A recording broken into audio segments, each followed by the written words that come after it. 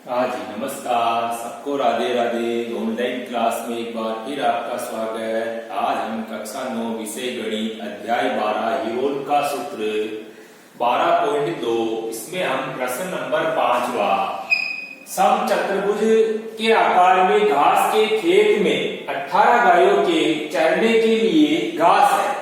यदि इस समचतुर्भुज की प्रत्येक भुजा 30 मीटर है और बड़ा विकर्ण 48 मीटर है, तो प्रत्येक गाय को चरने के लिए घास के खेत का कितना क्षेत्रफल प्राप्त होगा। सबसे पहली शर्त के अनुसार तो घास का जो मैदान है या घास का जो खेत है उसका आकार कैसा है, समचतुर्भुज के आकार। और दूसरी बात यह है कि समचतुर्भुज की अपने को प्रत्येक भुजा दे रखी कितनी, 30 मीटर की, और बड़ा विकर्ण दिया हुआ है 48 मीटर। अब 18 गाय हैं और 18 गाय के लिए इसमें घास का क्षेत्रफल यानी 18 गाय इसमें आराम से चल सके, तो अपने को इसके अंदर प्रत्येक गाय के लिए यानी 18 गाय टोटल है, तो प्रत्येक गाय के लिए कितना क्षेत्रफल घास का, ये हमको इसमें ज्ञात है। ठीक है ना, यानी घास में प्रत्येक गाय के लिए कितना कितना क्षेत्रफल प्राप्त होगा, ये हमको ज्ञात करना है। तो सबसे पहले तो देखो आकृति से इसको समझते हैं हम। तो सबसे पहला काम क्या, हमको समचतुर्भुज के आकार में घास का मैदान है, इसकी भुजा दे रखी है हमको 30 मीटर 30 मीटर 30, यानी सारी भुजाएं कैसी होगी, 30 मीटर की। दूसरा इसके अंदर विकर्ण हमको दे रखा है कितना, 48 मीटर का। इस तरह से आकृति, ये जो खेत था समचतुर्भुज के आकार में, ये दो आकार यानी दो आकृतियों में बदल गया, दो त्रिभुजाकार आकृति में बदल गया। जैसे हम विकर्ण इसमें खींचते हैं तो इसमें दो प्रकार की आकृतियां इसके अंदर बन जाती है। अब हम दोनों त्रिभुजाकार आकृति में बदल गए, तो सबसे पहले हम क्या करते हैं, आकृति 1 का क्षेत्रफल। अब आकृति 1 का क्षेत्रफल याद करेंगे त्रिभुज के आकार में, तो त्रिभुज का अर्ध परिमाप S बराबर A plus B plus C बटे हुए 2। ABC की जगह हम क्या करेंगे, 30 30 और 48, यानी 30 प्लस 48 बटे हुए 2। इन तीनों का योग किया तो कितना हो गया, 108 बटे हुए 2, यानी 54 मीटर। ये 54 मीटर इसमें क्या हो गया, S का मान ज्ञात हो गया।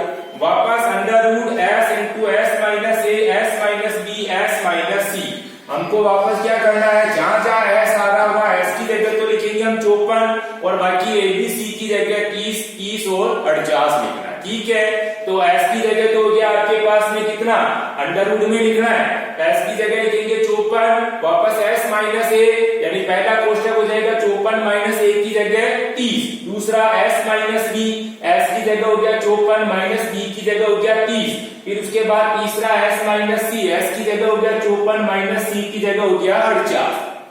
ठीक है, वापस अंडर रूट 54 की जगह 54 में से 30 गए, 24 बच गए, इंटू 54 में से फिर 30 निकल गए तो 24 बच गए, इंटू 54 में से 48 निकल गए तो 6 बच गए। इस तरह से हमारे पास में 54 इंटू 24 इंटू 6 अंडर रूट। ठीक है, अब हम क्या करेंगे, चारों संख्याओं को क्या करेंगे, अभाज्य गुणनखंड टुकड़े कर देंगे। 54 के टुकड़े किए तो 3 क्या 9 9 27 27 दूनी 54, ये इस तरह से 4 टुकड़े हो गए। इसी तरह से 24 के टुकड़े 2 दूनी 4 4 दूनी 8 और 8 या 24, फिर इसी तरह से इंटू लगाते हुए खोलना है। फिर इसी तरह से 24 के टुकड़े 2 इंटू 2 इंटू 2 इंटू 3, तो ये वापस क्या हो गए 24 के टुकड़े और इसके बाद में इंटू 2 इंटू 3।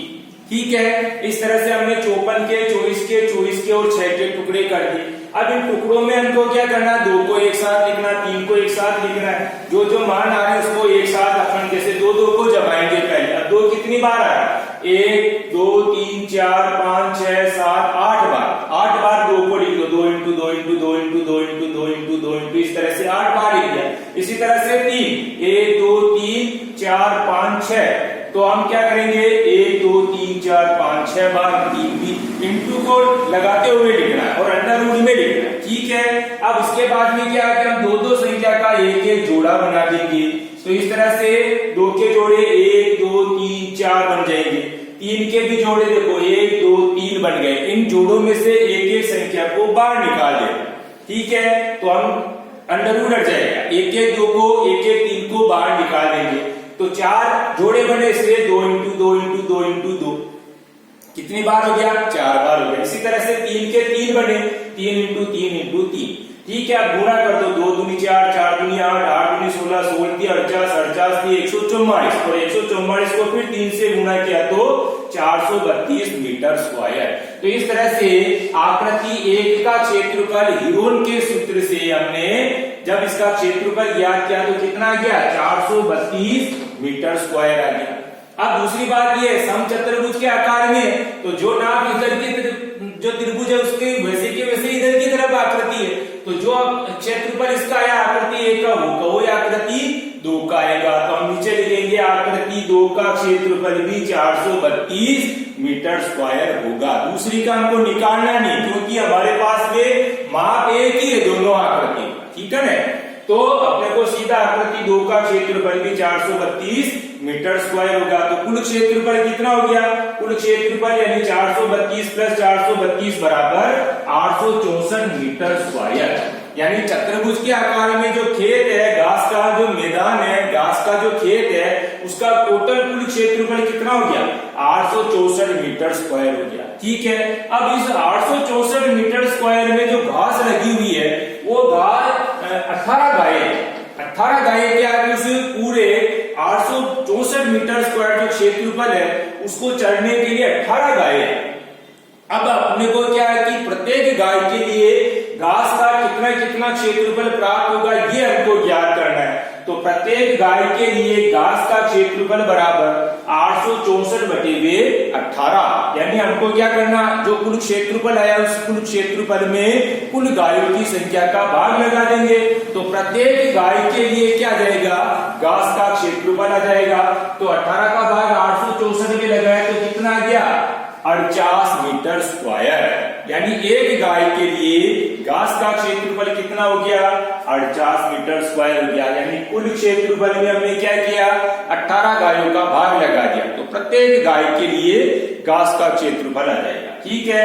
इस तरह से हमने क्या किया, क्वेश्चन नंबर 5 12.2 का, ठीक है। अब आपको HW में क्या करना, वापस पुनः इसी प्रश्न का दोहरान करना। HW की कॉपी में पहले वीडियो देखना अच्छी तरीके से, उसके बाद इसी प्रश्न को हल करने की कोशिश करें, ठीक है।